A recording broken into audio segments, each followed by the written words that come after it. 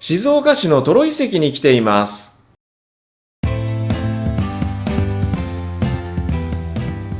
2000年前の住居跡が復元されています。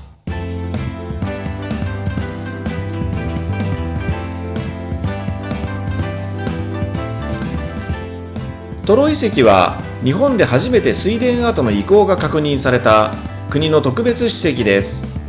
1943年、軍需工場建設中に遺構が発見され、終戦後の1947年から本格的な調査が開始されました。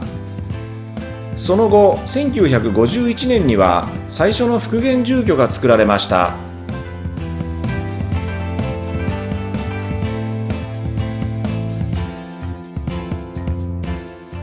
高床倉庫です。ネズミ返しが復元されています。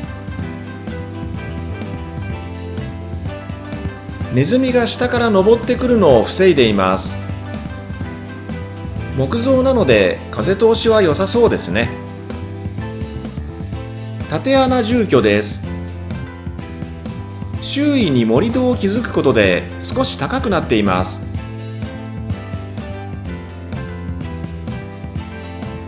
内部は中央に炉が切られています。また壁の外周には板がはめ込まれています。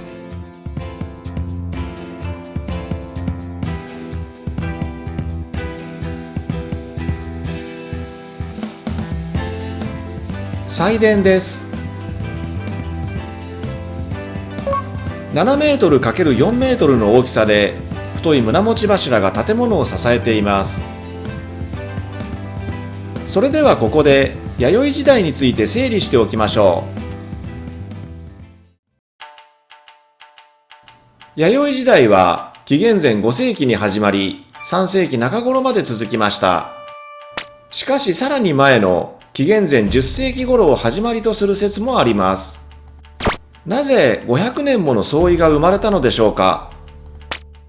もともと弥生時代とは弥生土器が使われていた時代のことを指していましたが、その始まりについては水田稲作農耕が始まった時代と定義が書き換えられました。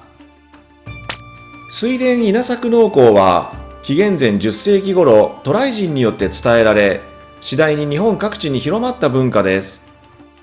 この紀元前10世紀から紀元前5世紀までを従来は縄文時代晩期としてきましたが、縄文時代の狩猟採集社会と区別されるという点から弥生時代早期または前期と考えられるようになってきたのです。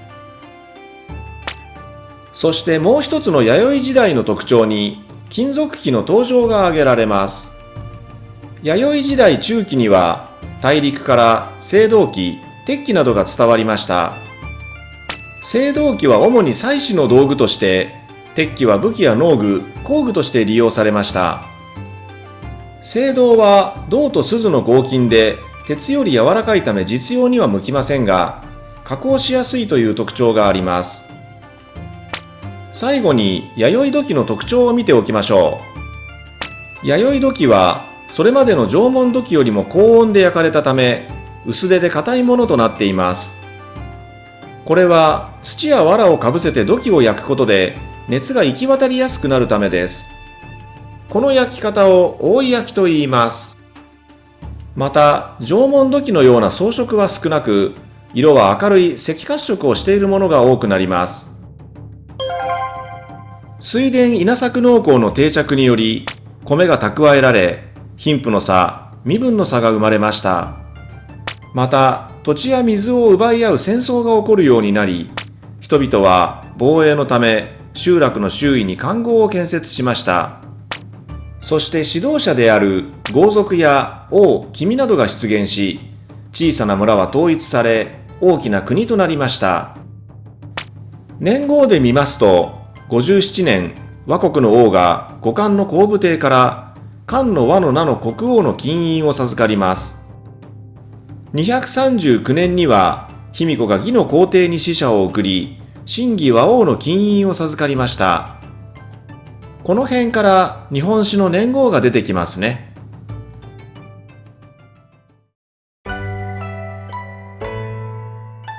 トロ博物館に入ってみましょう。館内には祭殿、竪穴住居、高床倉庫などが展示されています。ただし屋外に展示されているものよりも少し小さめに作られています。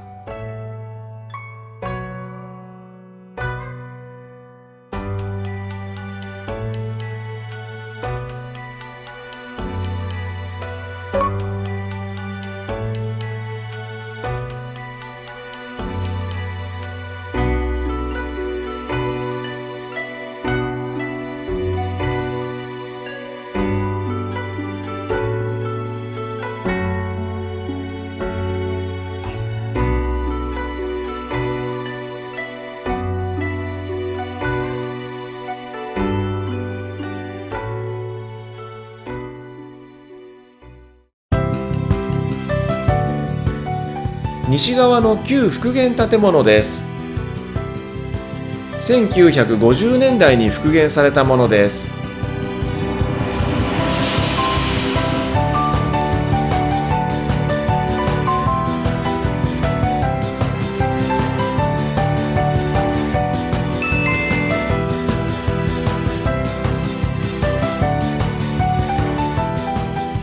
ということで、今回の動画は以上となります。最後までご視聴いただきましてありがとうございました。それではまたどこかの街でお会いしましょう。